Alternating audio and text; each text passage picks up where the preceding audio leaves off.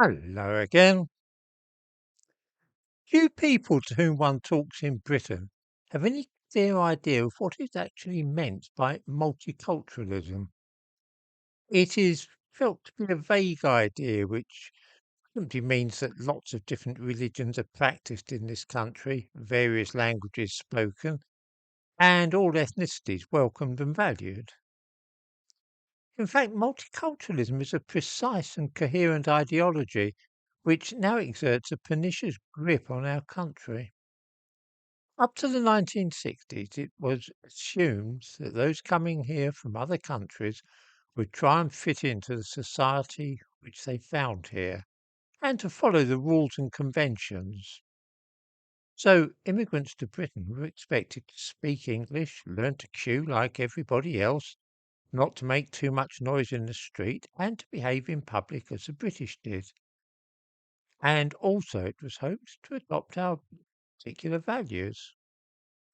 This principle was known as integration, and it was predicated on the understanding that British ways were better than those of other countries, and that Punjabi Sikhs arriving here, or Siletis, Caribbeans, Nigerians, or anybody else, should value the same things which we did and speak our language. They should, in other words, try to become British. In the 1960s, though, many of our old certainties, as you might call them, a lot of our cherished beliefs, sacred cows, were thrown into doubt. It became fashionable, instead of revering Churchill, to regard him as being a racist and colonialist. Heroes like Nelson and Cromwell were re-evaluated, and the British began asking themselves if their culture really was better than that of Muslims and Hindus from the Indian subcontinent, or Africans from former colonies which had lately become independent. It was a time of doubt, iconoclasm, and eventually self-hatred for the British. From this arose the awful fear that our own culture and way of life might really be no better than that of the immigrants arriving here in ever greater numbers. Why should Christianity be seen as better than Islam?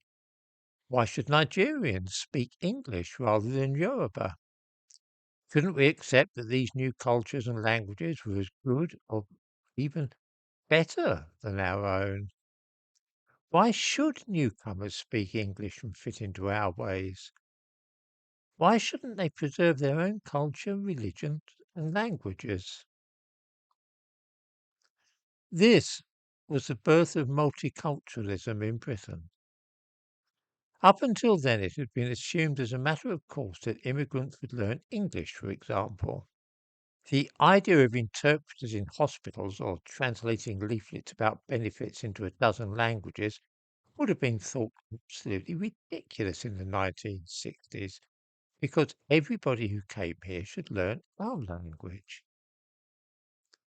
By the 1980s, though, even schools were beginning to accept that it might be wrong to insist that pupils learnt English. The concept of so-called mother tongue teaching was devised, and in the mid-1980s was a big thing.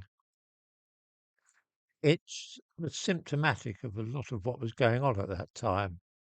In the description to this video, I give a link to an academic piece on this topic from 40 years ago. It's the national policy on mother tongue teaching in Britain. Let me quote from the abstract. When the non-English speaking children of immigrants first started arriving in British schools during the 1960s, the emphasis was wholly on the teaching of English, and the children's mother tongue was felt to have no part to play in this process. More recently, pressure from linguistic minority communities and EEC legislation in this area have forced schools and teachers to consider the question of mother tongue teaching more thoughtfully. Although it remains a controversial issue, there is broad agreement that the promotion of the mother tongue is an important element in bilingual children's educational development. This kind of thing laid the foundations for multiculturalism in Britain. Instead of one monolithic culture and language, with everybody adhering to the same standards, holding the same values, all speaking English, different communities were encouraged to celebrate their differences. This, of course, is why in some districts of English towns people speak Sylheti or Urdu, because there's no pressure to integrate. It has led to the fragmentation of British society. When we hear people expressing regret about the development and growth of parallel societies, they are complaining about a trend which was deliberately fostered 40 years ago and is still the officially held view of many teachers, politicians, and academics.